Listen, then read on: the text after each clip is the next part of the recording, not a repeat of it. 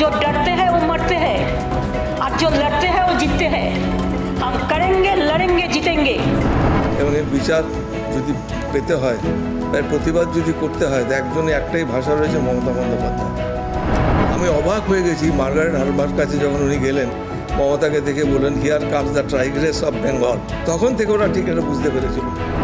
এবং আমি তো একটু আবেগপ্রবণ হয়ে পড়ি যে এত ওনার সঙ্গে যুক্ত ছিলাম এত বিষয়ে এবং এতভাবে দেখেছি ওনাকে।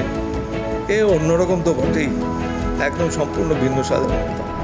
যাই হোক, এত কিছুর মধ্যেও মমতা বন্দ্যোপাধ্যায়কে যে একদম পৃথক মমতা বন্দ্যোপাধ্যায়, অন্য মমতা বন্দ্যোপাধ্যায়, প্রশাসক মমতা বন্দ্যোপাধ্যায়, মানবিক মমতা বন্দ্যোপাধ্যায়, এই যে উনি যে সাইকেল দিলেন, এটা যে কত বড় একটা হয়তো বিপ্লব ঘটিয়ে দিয়ে গেছেন।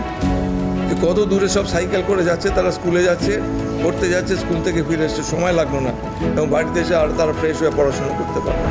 অন্য Mamata, untold story of Mamata, ৩৯ number episode. এবারের বিশেষ অতিথি পশ্চিমবঙ্গ বিধানসভার মাননীয় অধ্যক্ষ শ্রী বিমান বন্দ্যোপাধ্যায়। থাকছে এক্সক্লুসিভ ইন্টারভিউ। দেখতে চোখ রাখুন ৭ই আগস্ট রবিবার ঠিক রাত ১০টায় ট্রাইব টিভির পর্দায়।